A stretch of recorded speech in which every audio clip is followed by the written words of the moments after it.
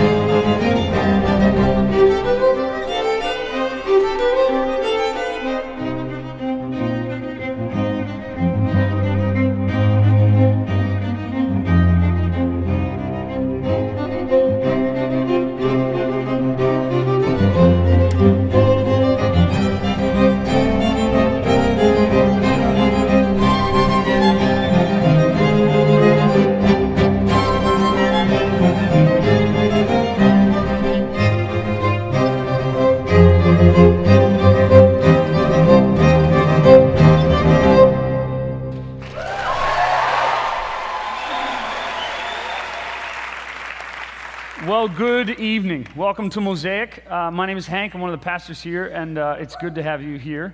Good to be here. It's Christmas time, isn't it? Yeah. And I like to get a pull in the room. I don't like to broad sweep a whole room. So what I want to know is how Christmassy is the room here, okay? And I know sometimes your growing up experience, that kind of thing, can kind of make Christmas what it is for you now, even as an adult. So I'm going to do a scale of 1 to 10 for the room. You good with this? And this is like safe space. It's Real Talk 2012. So by a hand in the air, everybody's going to take you by your word. So here's the deal. 1 to 5 would be like, if Christmas didn't come, I wouldn't be sad. Not really super into it. It's not super exciting for me. Like a 6 to 8 will be like, Christmas is good, right? Like just really, really good. An 8 to 10 would be like if Christmas was a country, you'd become a resident, okay? So I want to see like where we are. What are the 1 to 5s? And I just want to know, like 1 to 5, Christmas is like, if it was skipped, okay, good. Yep, love the honesty. How about like 6 to 8? You're like, Christmas is good. Christmas is cool. All right, good. How about the 8 to 10 people? You're going to make noise. Yeah, you can't even stop those people. All right, so we got a broad range in the room of people who, you're either a patriot at Christmas and you fly that flag every year, or you're here and you just go, if Christmas didn't happen, that's cool. I think what's awesome about Christmas and what's really fun about the environment is that Christmas is a time of year where it is almost like a magnifying glass for your life. It's a time of year where people all around us are like almost expected to be like kind and happy and gracious and generous. It's like, it's Christmas time. And then when a person is not, or they're just their normal self, everyone's like, whoa, what's up, Grinch? You know what I mean? You're like, what's wrong with you? They're like, I didn't change at all. I've always been this grumpy. It's just you got happy just this 1 month, Anybody here from New York City? Yeah, okay. You walk around New York at Christmas time, it's like everyone is wearing Santa hats and everyone's like nice and kind to you. And you're like, whoa, I thought New Yorkers were like rough and toughians or whatever, Then you go to New York like after New Year's and it's like, oh, we're back. Okay, I got it. But there's like something magical about the experience because Christmas is that time of year, it seems, where it's a magnifying glass to your internal or relational world. And I'm a huge fan of Christmas. When people say what country of residence, I usually write down Christmas as a joke, and the passport people don't really think that's funny, but I thought like, hey, if I send duplicate, they'll think it's funny. They still mail it back to me. It's fine. But I'm a huge fan of Christmas. But what Christmas gives us a picture of is if you find yourself excited and loving and can't wait to get connected to your family at Christmas, you ever had one of those perfect meals with your family? Anybody ever had you just go, man, if I could bookmark this or record this or keep this, I want this. I want to come back to this somehow. Anybody, you wish you could time travel back to it. Anyone ever have an awful one where you're like, in the movie, they're going to delete this scene? You know what I mean? Yeah. Those experiences are not in and of themselves their own experiences. If you find yourself so excited to be together with people and together with family at Christmas time, that's a microcosm of your life, of all the decisions you've made leading up to that moment with your family or with your friends to make that connectivity. If you find yourself in chaos and conflict, that's decisions that were made years, maybe even decades earlier, maybe decisions even made for you that created that dynamic where you go, man, I don't want to go there for Christmas. And if you find yourself around the holidays and you find yourself alone or you find yourself heavy or sad, that's a microcosm of something that started a long time ago, that just at Christmas time, it shows. So since it's the Christmas season and it's December 2nd and we begin this month, we're going through a series called Home for Christmas that starts today and goes all the way up until Christmas Eve. And our goal is to go through the Christmas process, but we have to begin with the context and really 1,000 years before Christmas. Because it just isn't fair to your story or to my story if someone started with us today, right? The reality is, for you and me, it's not even fair to our story to start with our birth date. Because your story and my story started centuries before that with the decisions made years and years and years ago. A lot of times your life and my life can be marked, our present and our future can be marked by the context we were born in, more so than even the family or friends we immediately have. You and I are a part of history. We are part of our own personal histories. And so I want to treat the Christmas story with the same amount of attention. Not for us to begin with those quintessential and amazing words of, in those days, Caesar Augustus issued a decree. It begins that way, and you go, oh, it's Christmas time. But 1,000 years earlier, there was a prophet named Isaiah. He spoke these words in Isaiah chapter 9 that I read earlier. That in those 7 verses give us what to me is the most poetic and succinct version of how the universe would change and what happened in the universe when Jesus stepped into human history, when Jesus was born into this world. And if you're interested, if you want to be kind of a part of this with us, I've emailed I've emailed a lot of us and invited us for this series. We're going to go through Isaiah chapter 9, verse 1 through 7. And we're just going to process through this kind of piece by piece. Today is verse 1 and 2. A little piece by piece. It's Christmas, so I go, let's go 1 verse, 2 verses at a time. And if you want to, I want to invite you to memorize those 7 verses with us this series. We're going to have them, a crew of us are going to have them all memorized by next week. It's 7 verses, so if you want to do that, the code word for that is best Christmas ever. Everybody just say best Christmas ever. If you say that to somebody around here, they're like, oh, okay, you're memorizing things. You know, like they know that you know that the code word is best Christmas ever if you're going to memorize those 7 verses. And I can say this with a pretty strong level of certainty that if you begin memorizing Scripture, especially in community, it will change your spiritual life. It's not like an exercise or some weird thing that you get into. It will literally change your spiritual journey. So I want to invite you to do that with us. Use us as an excuse, as a community as an excuse. We're going to memorize verse 1 through 7. I talked to somebody earlier today. I won't tell you who. They're like, it's memorized. I'm locked. I go, cool. What is it? They're like, nevertheless. And it's like, okay. You got to actually have that thing memorized. That was my wife. But here's the thing. I want to invite you to join with us in that. And if you would, right now, let's go to Isaiah chapter 9, verse 1 through 7. And we'll go verse 1 and 2 today. So turn on your iPhones, or you can look it up behind me on the big screen. It says, nevertheless, which is the word we can all remember. Everybody say nevertheless. Yeah, you just memorized a word in the scriptures, okay? There will be no more gloom for those who are in distress. In the past, he humbled the land of Zebulun and the land of Naphtali, but in the future, he will honor Galilee by the Gentiles, by way of the sea along the Jordan. I love that phrase, there will be no more gloom. Say no more gloom. I would love for that to be like our mantra this week. We'll just stop there. When somebody starts just going, you know those people, where they've decided to complain today and they found you, and you're like, oh good, I'm standing still long enough to hear your complaints. You just like declare, dude, no more gloom. It's Christmas. You know what I mean? So no more gloom. Let that just be, if you are dating somebody and they're like gloomy right around now. Now, today doesn't count. You can be gloomy today because it rained. God, whenever it rains, I feel like God's punishing someone. You know, I'm always like, what did they do? I actually went to the birthplace of rain, Seattle, once, and rain there is actually pretty cool. It's like, oh my gosh, it's raining. I wish just rain would stay there. I don't like it here. So when somebody's gloomy around you this week, you can just use these words, no more gloom. And you go, it's Christmas. I love this passage because it begins by saying there will be no more gloom for those who were in distress. In the past, he humbled the land of Zebulun and Naphtali, but in the future, he will honor Galilee of the Gentiles by way of the sea along the Jordan. Most greeting cards and most printed things about the passage of the coming of Jesus, they leave this passage out. And a lot of this stuff might be like, oh, cool, name, place. Oh, there it goes. It's getting to like another spot. But I don't know how much of a history buff you are, but history doesn't make a lot of sense to us until you see a map. And once you see a map, you go, oh, okay, now I'm getting what's going on. See, what Isaiah is describing is these 2 people, Zebulun and Naphtali. And I'll give you a little backstory to them because this is the context in which these words were even written. Zebulun and Naphtali are 2 places, but they're actually 2 people. They're 2 sons of the man Judah, who had 12 sons. Judah had 12 sons, and so there were 12 places and 12 tribes of Judah that made up of Israel. So when he had his sons, he split them up into 12 tribes and split them up all over the place, and they went north. They went to Zebulun and Naphtali, became their places. They were north of this space that he calls Galilee of the Gentiles. So they're up there in the north, the Jews in the north, 2 tribes, and then in the middle they've got these Galilee of the Gentiles, and then you've got the other 10 tribes in the south. Now, those gentlemen, Zebulun and Naphtali, which if you're looking for kids' names, those are up for grabs for sure right now.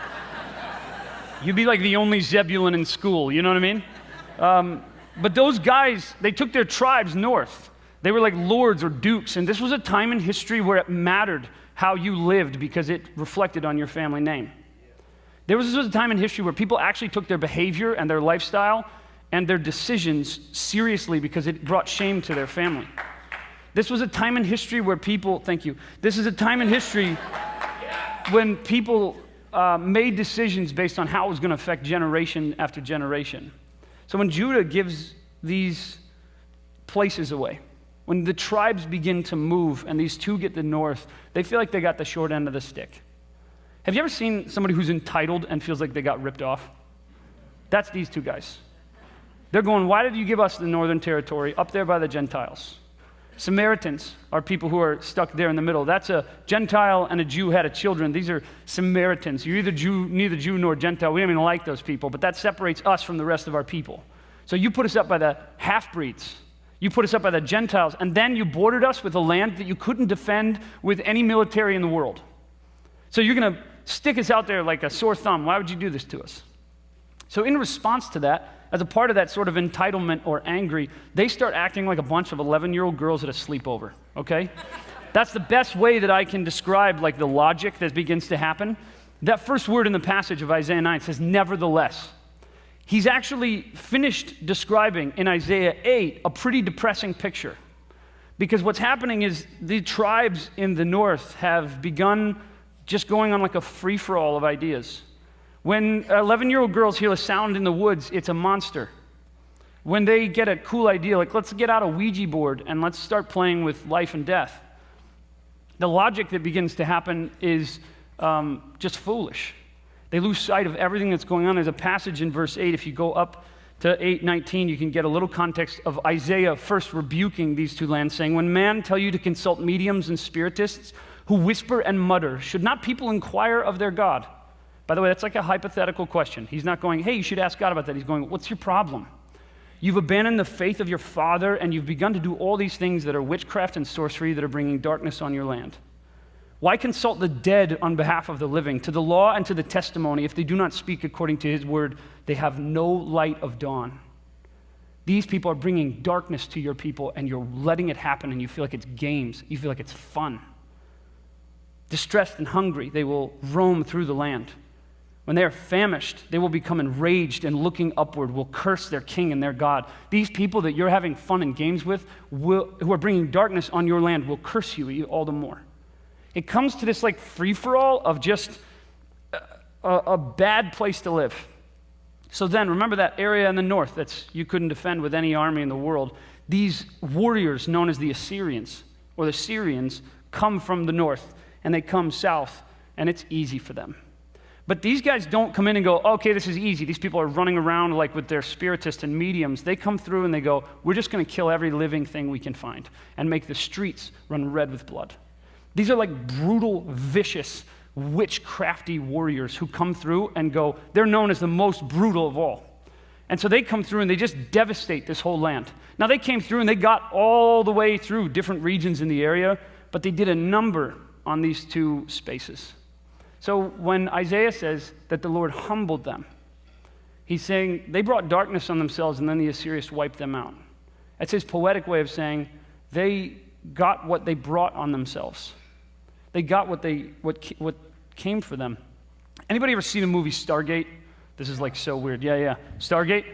Me and him. Okay, so check this out. There's a movie named Stargate that was out like years and years and years ago, and then MacGyver did like a series on USA channel. So he and I were both homeschooled, so that's probably why we watched that. But they had these warriors, and they go through this Stargate thing, and it sent them to like this other world, but it was kind of like ancient Egypt and that kind of stuff. And they actually had warriors that attack them right when they get through the portal. They had these, you're loving this right now. You're like, oh, good, yeah, okay. This is all fake. They get through this portal, and these warriors attack them.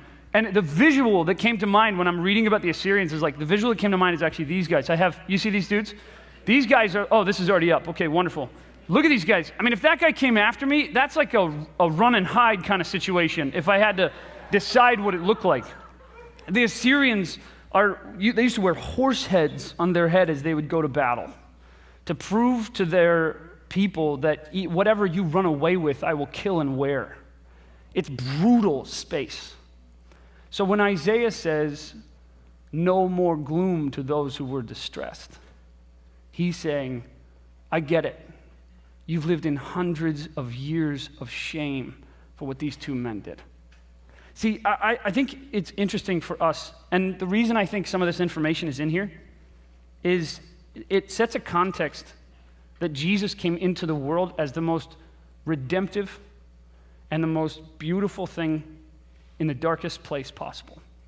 He didn't decide to come to Rome, and he didn't decide to come to the most beautiful place. He came to a place that was known by a dark cloud that hung over it that people avoided if they could. They just tried to get past this place, but they got stuck because Galilee, the word Galilee, in that word, it's kind of made up of a couple of different words, one of which being circuit or circle, meaning you can't really get anywhere in that whole region without going through Galilee. What would be like a big intersection? It'd be like the 10 and the 405, but imagine if that wasn't like purgatory or something. Imagine if like, what's a major intersection that's like important in the world? La Brea and Hollywood, that's so good, I like that. I'm gonna get you a cookie later. We have them here, I promise. But imagine the La Brea and Hollywood. It's like him saying, we're going to go to a place like La Brea and Hollywood. If you wanted to do trade or business at all, you had to go through the La Brea and Hollywood of Galilee. You had to go through this space. So people were reminded over and over of the darkness they brought on the land. See, this is the context in which Isaiah says, there will be no more gloom for those who are in distress. Those places have been humbled, but in the future, he will bring honor to them. A people walking in darkness have seen a great light. On those living in the land of the shadow of death, a light has dawned. See, I think what's important about this passage are these two sons, are these two tribes, because the way that they mishandled and the way that they disregarded their own households. I want to pause for us in 2012 and talk about our households. I want to talk to you tonight about your household, about the household that you are building. See, thousands of years ago, you weren't known as like Hank Fortner. I was known as Hank of the Fortner house, right? You'd be like Mariah of the McManus house, right? Your last name was your family, and your family was everything. Your name meant everything, and you didn't behave a certain way because you'd bring shame onto your family, but if you did behave that way and it was shameful, they thought, we can't bring you back into the family, or you'll teach the younger generations that this is an acceptable way to live. See, we have kind of turned it into this individualistic idea in our society where you live like you're going to die young. And you just go, you know what, I'm just going to do kind of whatever. It's not going to affect my life. I'll take that stuff all the more seriously. But what we don't realize is that you and I, no matter how old you are, you might be 10 years old in this room right now. You might be 15, you might be 20, you might be 30, you might be 50. You are building your household with the choices you make. You and I are building the household that generations from now they will look back on and they will know as normal because you taught it to them. Because we made choices and that taught our family something. I think it's strange though that in LA sometimes when a person lives in a studio apartment and they're single and they're by themselves, they go, no, I'll build a household in the future sometime. But that just isn't true. Even if you don't plan on ever having children, you're building a household.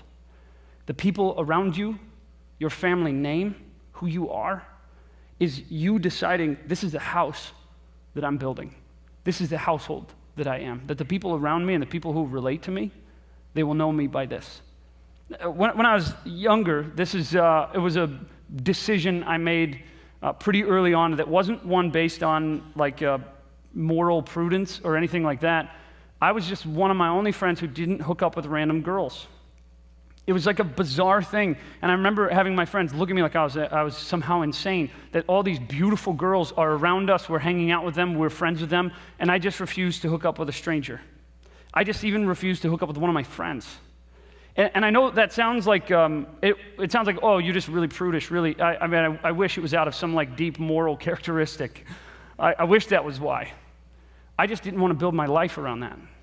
Because there's almost no such thing as a random hookup. You see that person again. You might even run into them here in this real building. Right? It's true because what happens is even people where I go, okay, man, that relationship was nuts. I'm going to get out of here. Their family members show up here. It's crazy. the way as interconnected as the world is, you and I are building a life with our decisions. You're building a household with our decisions. I can remember my friends thinking I'm nuts.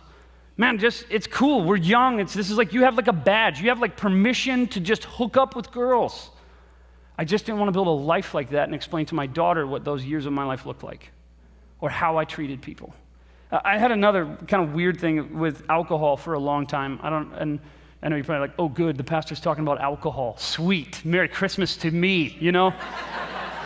But I had the same thing with alcohol because in my family, I didn't grow up with people who like sipped expensive wine or like old whiskeys or anything like that. I grew up with people who, they would fly in from out of town and on the way home from the airport, they had to stop and get alcohol because they had to just continually feed their bodies with alcohol.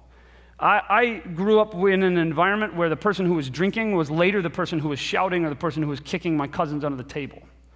I grew up with the sight of a Coors Light can was a sign that someone was going to rage later. And it was like, I just going to stay away from that. And I wanted to declare that all the alcoholism that ran through my body and through my veins was going to stop with me. And that all the generations before me who had allowed alcohol to just destroy their bodies or destroy their families was not going to get any further than me in my household. Thanks, man. But it got a little like extreme for me, where to the point where I was like, okay, I'm just going to get away from this. I'm going to get away from this. To the point where like if people were drinking, I was like, oh, okay, I know you. You know, like we'd be friends, and then they're holding like a Coors Light, and I'm like, okay, Coors, huh? I know what you do other times when people aren't looking.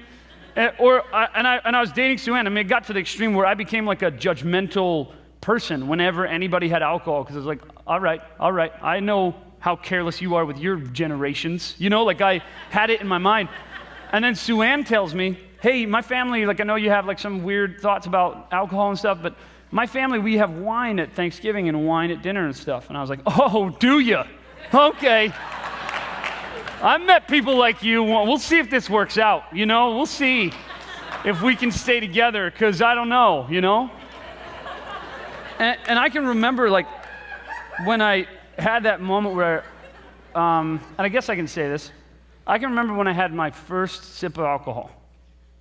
And I remember going, I'm going to put to death the two extremes. I'm not going to allow alcohol to become this heat-seeking missile it's been in my generations.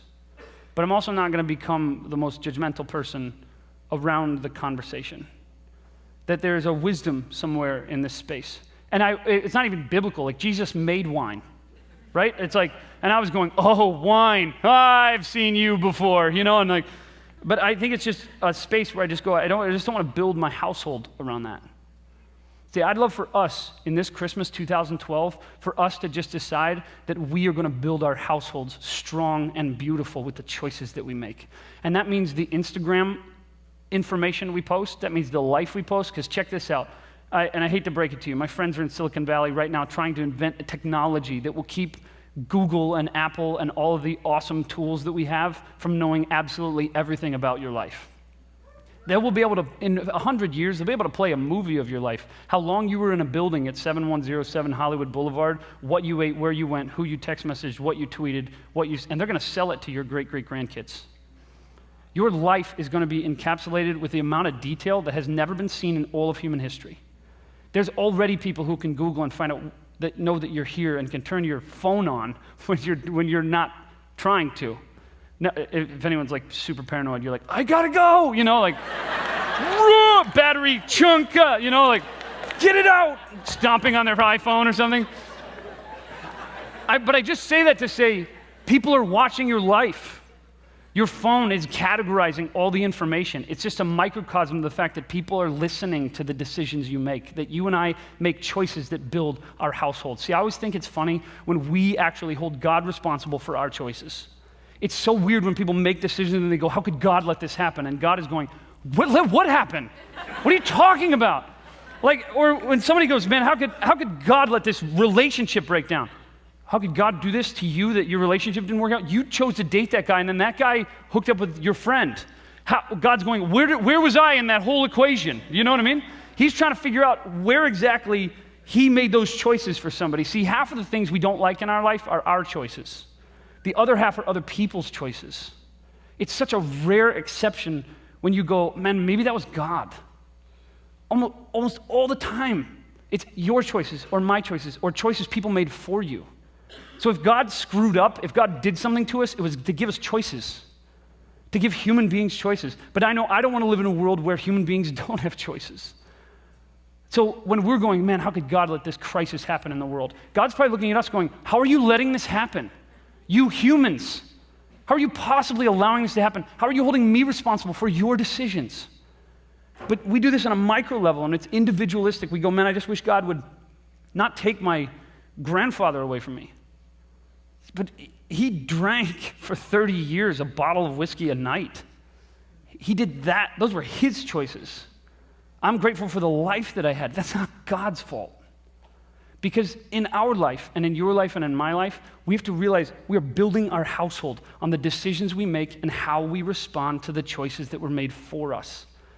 Because I don't want to assume that you've made all the choices that created the life that you have. I know that there are decisions that were made for you and you go, man, this is the hand that I was dealt. But have you ever dated somebody who held you responsible for their last relationship? Oh man, isn't that exciting? When you're dating somebody and they're like, well, you just don't know how my last relationship ended, and you're like, I don't, and I don't really care. I'm focused on us, like you're trying to get them to focus on the now and they just keep going backwards.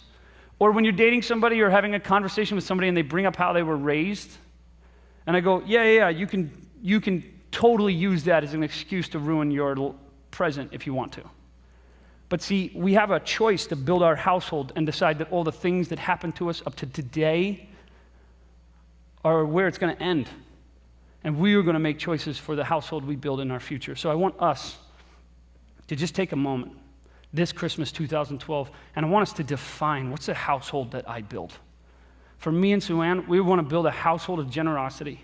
We want to build a household of love. We want every one of our children to grow up knowing generosity and love and faith and hope. And we want their children's children to know that it started here.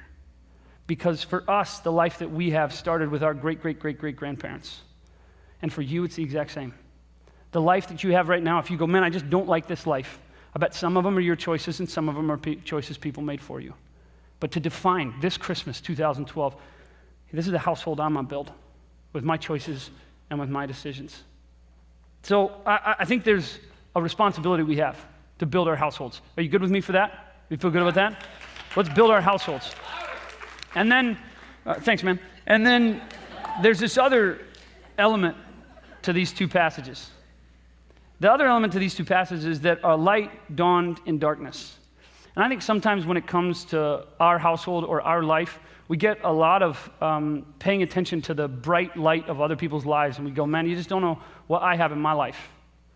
But I want to be really clear that I'm aware of the fact that even though I don't know every person's story here, my bet is that you carry with you a heaviness from a darkness in your life somewhere, a loss somewhere in your life, pain somewhere in some place. And the message of Jesus in Isaiah 9 is really clear. No matter what shadow of death you and I are in, Jesus comes to bring light, to bring a dawn of light, to crack light into dark places of our life. I wrote a poem last year, and I know I've told a lot of you, someday I want to be a poet when I grow up, and I'm really excited about that. But I wrote a poetry piece because I think sometimes when I talk about my family or when I talk about Christmas time, people go, oh, cool, you're like the Christmas story. You like woke up in the morning and dad bought you a BB gun, and then it's like, oh my gosh, the Bumpus' dogs, or like, but my celebration of Christmas and the awesome respect and honor and value I have for family does not come because my family was perfect. And my love for the experience of Christmas does not come because everything was in order in my life, or that my growing up was just sort of like smooth. We had 36 kids come through our household over the course of 7 years as foster kids. And I've told some of you this story. And we got to spend some awesome Christmases with some unbelievable kids. But for us, because we stayed, because it was our house, Christmas carries a certain heaviness with our family that is sort of an unspoken between us. We carry with us a heaviness that sometimes is like a reminder of the faces that aren't around that table anymore. So I want you to know this, and I want to share this poetry piece with you, if that would be okay. I want to share this with you so that you know that my joy and my celebration of Christmas is a choice and not a reflex. That it's something that I choose to do every single year, even in the midst of what can be for me a heavy time of year if I'm not paying attention. And I know for you, you might be in a place where you go, Christmas is awesome and happiness is really, really awesome, but I got real stuff. I want you to know that Jesus came into this world to breathe life and light into your real stuff. Into that stuff maybe some people know about you, maybe other people don't know about you, maybe the heaviness you brought into this room or that Christmas just reminds you of. And so I want to pause in this gathering and just say Jesus came to bring light into that for you. Light into the unknown, light into the uncertainty, or light into maybe what would be the chaos. So that Christmas for you could be a choice this year, even if it can't be a reflex. I'm going to read this piece for you. It's called 1906.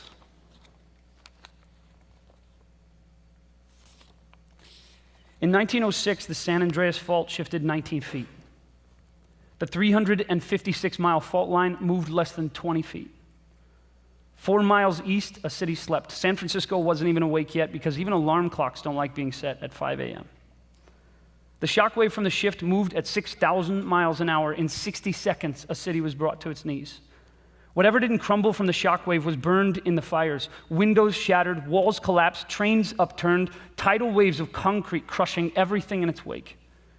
A city built on sand dunes in the haste of the gold rush was brought to its knees in 60 seconds. We rested on the earth, and when she breathed, we crumbled and called her cruel. You came into our home temporarily. That was the agreement from the beginning. We didn't share blood, a last name, or skin color, but we both called her mom, and she protected us. On the sand dunes of foster care, we built a place for you in our home. I built a place for you in our home. Your bruised and cigarette-burned body played matchbox cars in our living room that first evening. My brother and sister and mother and father sat around you in a circle like a royal guard. No one can hurt you anymore. We watched while you moved the cars back and forth with your broken fingers. What did she do to you? Why did she think you deserved to be broken? Your 4-year-old frame carries the marks of her indifference, but you're safe now. These shifting sand dunes will have to do as we rush to turn your scars into gold. Meal after meal, smile after smile, you learned how to trust. You taught me how to trust. You held our hands together and pointed with questioning eyes at our skin. Yes, hubby, we are different colors, but we are children of the same God, given to the same mother, borrowing the same time, while we learn how to love. But once upon a time, our fairy tale was written by the wicked witch. There is no wizard. No one is going to help us keep this kingdom together.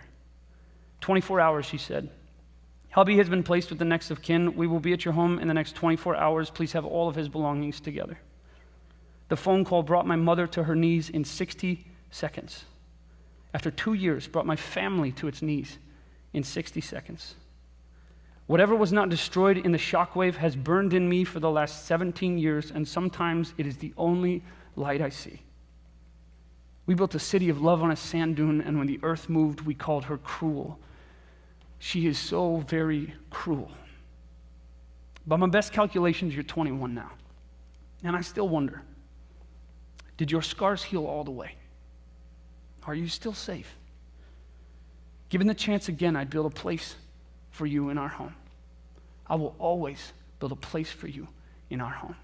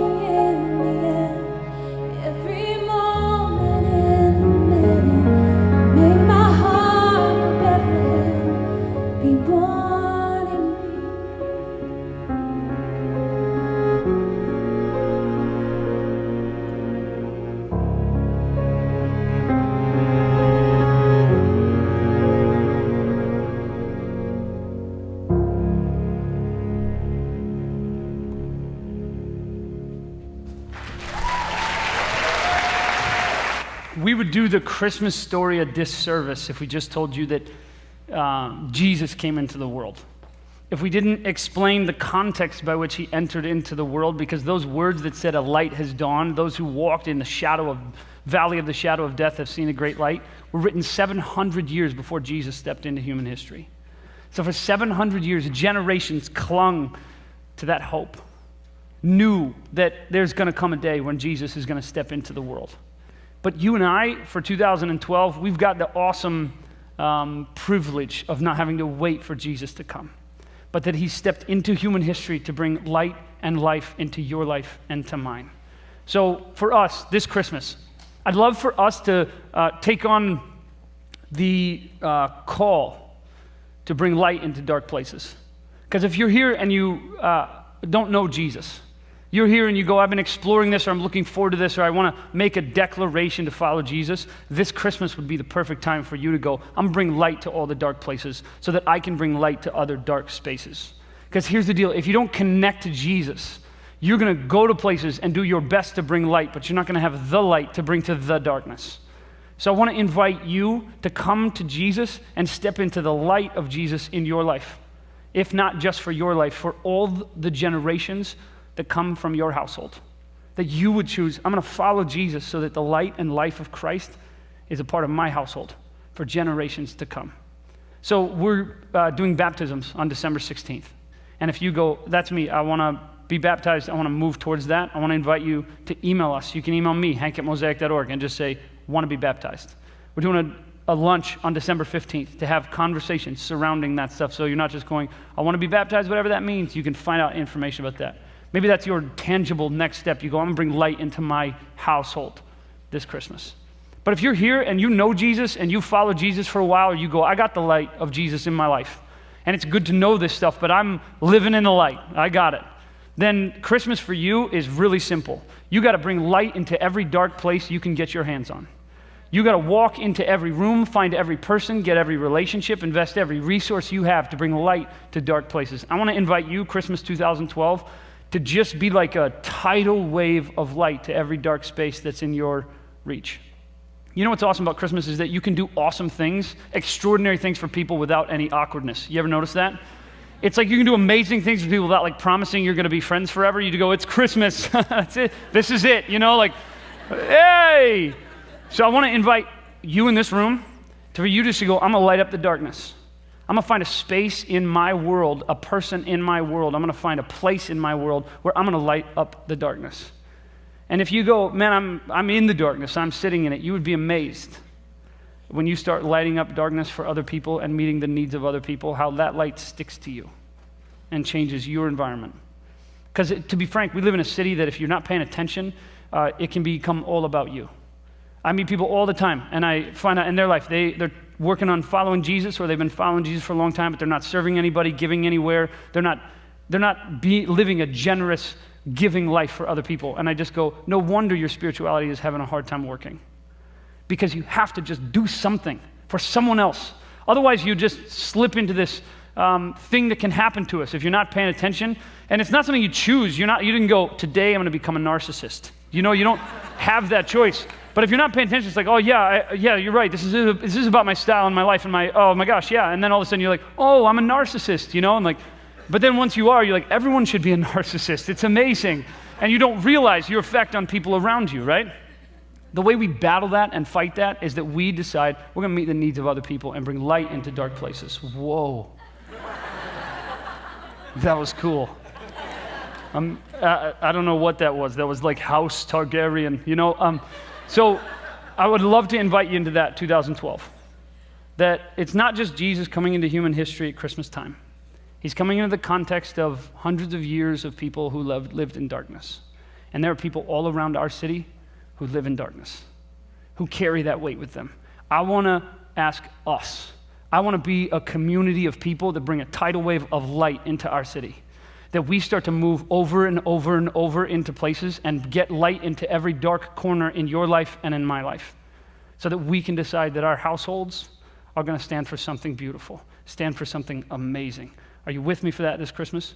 Yeah, you down for that? All right. So let's do that. And if you're here and you go, man, I'm still trying to figure out this Jesus thing. There is no better time or place than Christmas, when Jesus came into human history, when we remember this, for you to go, I'm going to have Jesus come into my household. There are so many times in the scriptures where it says that, and he and his whole household were saved. Because there was a time in history where we cared, where we knew we were building a household with our life. I want to invite you to invite Jesus into your household so that you can build a generation after generation foundation of life. And I want to invite you this Christmas for us to get light into dark corners. Let's pray. God, we thank you so much that we don't have to live in Zebulun or Naphtali. That we get to live in a world, we get to live in a time in the universe where you have already come.